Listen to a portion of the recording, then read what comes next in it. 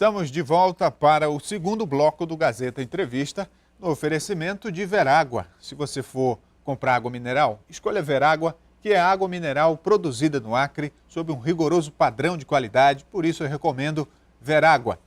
E neste segundo bloco, estamos recebendo aqui no Gazeta Entrevista o Ricardo Torres, superintendente da RB Trans.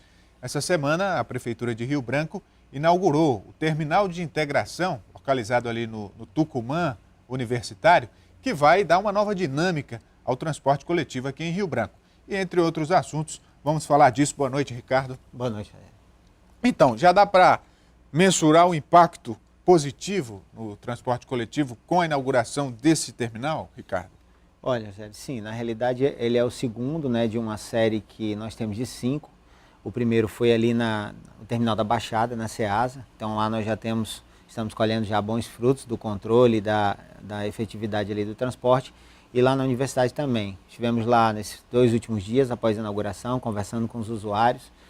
Fica mais fácil a gente interagir com o usuário, conseguir obter informações sobre os atrasos, os problemas que aparecem no dia a dia, assim como fica mais fácil também encontrar as soluções de uma forma mais rápida, como por exemplo colocando um carro reserva, caso algum carro quebre, tem algum problema de operação, rapidamente nós temos outro para substituir. E também interagindo com o usuário para verificar se os horários estão compatíveis com a necessidade da maioria da população. E como que está funcionando, então, esses terminais? Porque, inclusive, favorece o passageiro para pagar uma passagem e fazer um percurso maior, né? Na realidade, é um terminal de embarque e de transição com a utilização do cartão de bilhetagem eletrônica. Então, quem tem o cartão de bilhetagem pode fazer a transição entre um ônibus e outro sem pagar uma nova passagem. É como se fosse o terminal urbano, só que não fechado. O terminal você desembarca, está fechado, embarca em outro ônibus, não precisa apresentar nada. E nos terminais de integração, como é ali na Ceasa, na Baixada e esse da UFAC, e os outros, é necessária a utilização do cartão. Então, vou citar aqui uma das linhas que nós começamos há 3 meses, se consolida agora com o terminal da UFAC, mas já tem uma utilização crescente, que é a linha IFAC Universidades. Então nós temos uma linha nova, saindo ali da região do Xavier Maia, prosseguindo, fazendo um eixo das universidades, a FAMETA, a FIP-FAAL, passando pela UFAC e pela Uninorte. E qualquer pessoa que desça aqui da região, por exemplo, alguém pega um ônibus no Tancredo Neves, desembarca na metade do caminho, pega o IFAC Universidades, ali pela região do Horto, e segue viagem então para a universidade sem pagar uma nova passagem. Pode fazer essa transição na metade do caminho. Desnecessário ir até o centro, descer no terminal urbano, aguardar e viajar mais 30 ou 40 minutos até chegar ao FAC, em curta viagem. E como são terminais abertos, como é que é feito o controle de quem já pagou uma passagem e quem ainda não pagou? E quanto tempo o usuário tem para fazer essa transição? Olha, Rogério, as transições elas podem variar de 60 minutos, desde o momento em que a pessoa passa o cartão no validador, que é aquele equipamento que fica ao lado do cobrador na roleta, até o momento em que ele vai passar novamente o cartão no outro validador, no outro ônibus. 60 minutos. Pode variar de 60 minutos até 1h30 minutos. Então, dependendo da linha, mas a média em geral são 80 minutos, ou seja, mais de 1 hora para que a pessoa embarque no primeiro ônibus, passe o cartão na roleta. Tem muita gente, Rogério, que fica na parte da frente do veículo com medo de passar o cartão, e não conseguir a integração. Não é preciso se preocupar com isso. Caso isso venha acontecer, o usuário tem essa ponte direta ali com a administração no terminal de integração para poder fazer a reclamação, requerer o seu crédito de volta.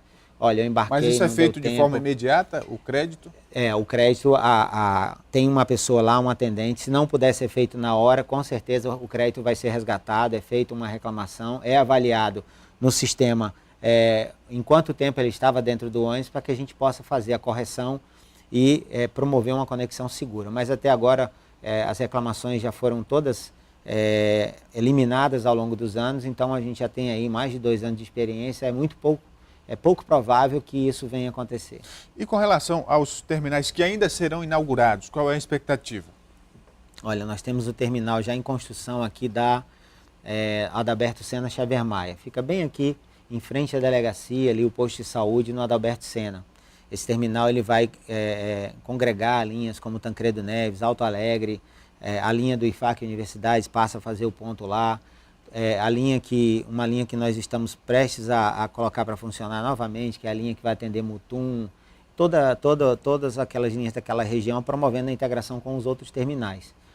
Tem uma coisa importante para a gente colocar, Rogério, nesses terminais. Vou dar o exemplo do terminal da UFAC.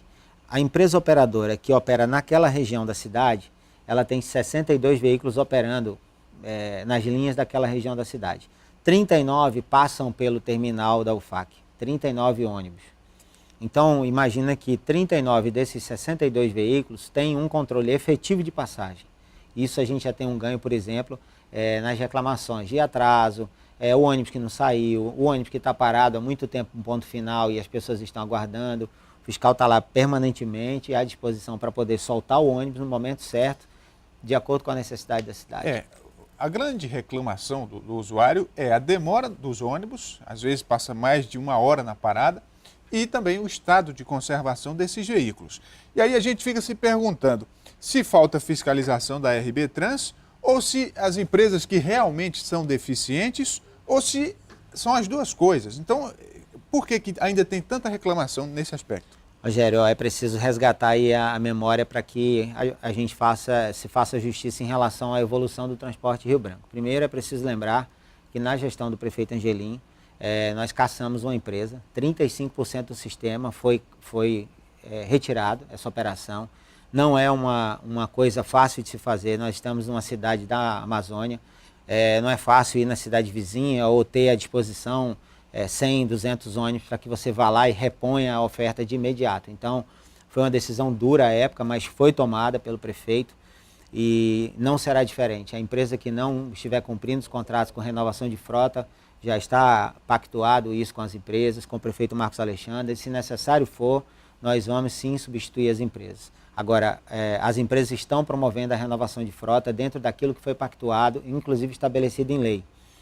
Saíram ontem de São Paulo 8 novos veículos para substituir parte da operação da Via Verde e 10 novos veículos vão estar saindo amanhã, que vão incrementar a frota. Então, 8 substituem carros que já estão aí com problemas de quebra, inclusive carros que devem sair do sistema, pois já tem a vida útil já fora de uso, devem sair do sistema, e mais 10 que vão incrementar a frota. A nossa expectativa é chegar até o final do ano com mais 20 veículos, além dos 172 veículos que nós já temos em operação.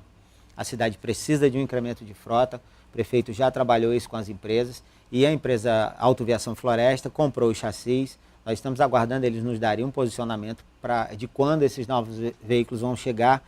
Então nós saímos, nos últimos 10 anos, de uma idade média de 12 anos, para 7 anos, para 5 anos, e agora nós estamos chegando a uma idade média da frota de 3 anos e 3,6 anos. Ou seja, é um grande avanço. Outro grande problema que gera muita reclamação é a superlotação dos veículos. Às vezes até eles estão passando no horário, mas não cabe mais passageiros. E nesse aspecto, o que é possível fazer a curto prazo ou a médio prazo para mudar isso? A curto prazo, é o que eu acabei de colocar, né? São 20 novos veículos para incrementar a frota. Então, não é um processo agora de renovação. Nós estamos falando de 8 carros que estão chegando na próxima semana para substituição de carros ruins, carros que já precisam sair, já estão velhos. E 10 novos carros. Esses 10 novos carros, por exemplo, da Viação Via Verde, da Autoviação Via Verde, incrementam frotas como o Norte-Sul, o Calafate, a Sobral. Então, são operações que vão receber mais carros, né? E como é que o passageiro pode fazer para que ele ajude até ao sistema funcionar melhor? Eu pergunto isso porque, às vezes, o passageiro tem a reclamação e não sabe nem a quem se dirigir. E aí procura a imprensa, procura o rádio para reclamar. Rogério, olha, é super importante que a população nos dê esse retorno. Nós não conseguimos estar em todos os locais ao mesmo tempo, em todas as ruas, todas as linhas. Só para entender o tamanho do transporte coletivo, são, em média, mais de 100 mil viagens por mês. Então, entre cada ida e vinda do terminal até o ponto final, somados ao final do mês, são mais de 100 mil viagens. Então, é impossível a gente conseguir controlar 100 mil viagens ao mês. Nós estamos com uma dupla de fiscais nas garagens, 4 horas da manhã, fiscalizando a soltura dos carros, e já melhorou muito condições de limpeza, veículo com para-brisa quebrado, itinerário. Nós ficamos fazendo esse trabalho. Fruto já de reclamações em relação à limpeza, a necessidade de manter o carro melhor, né, mais limpo, mais adequado à utilização.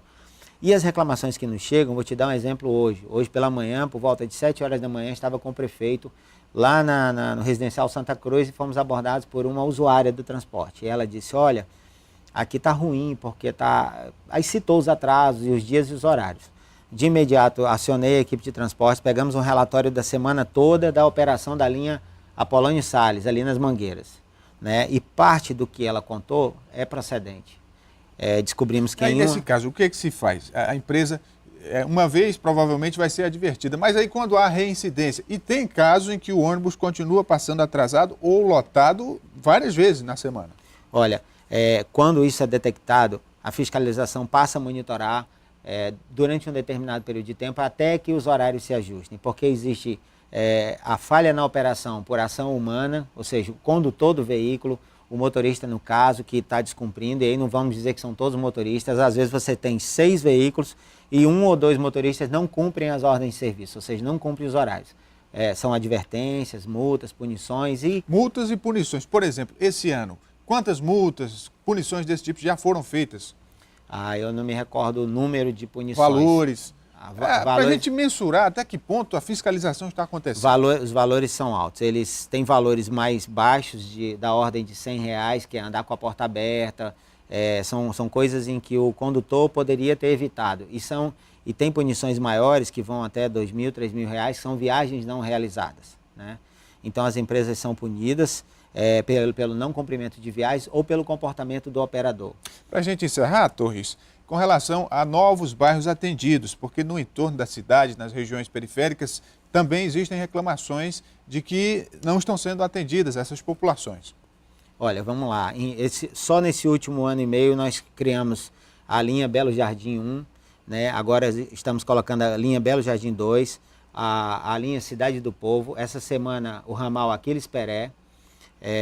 Colocamos aqui também uma nova viagem para fazer o IFAC Universidades. Colocamos ainda no início da gestão um ajuste em relação à linha UFAC rodoviária. Estamos com outras viagens já programadas para uma rota ali para atender o distrito industrial, o antigo distrito industrial até o Barro Vermelho. Então nós tivemos aí uma média de 12 linhas criadas para atender essas novas demandas e ampliando sempre. Começamos a operação com 144 veículos no início de 2013 e agora já estamos com a operação com 170 veículos e mandando buscar mais 20 para continuar melhorando o atendimento e aumentando o atendimento para regiões, por exemplo, como a do Belo Jardim, que precisa de um reforço de linha e a criação de uma outra linha lá no Belo Jardim 2. Muito bem, conversei com o superintendente da RBtrans, Ricardo Torres, trazendo informações importantes sobre o sistema de transporte público. Obrigado, Ricardo. Obrigado, José. O Gazeta Entrevista vai para o intervalo, voltamos daqui a pouco.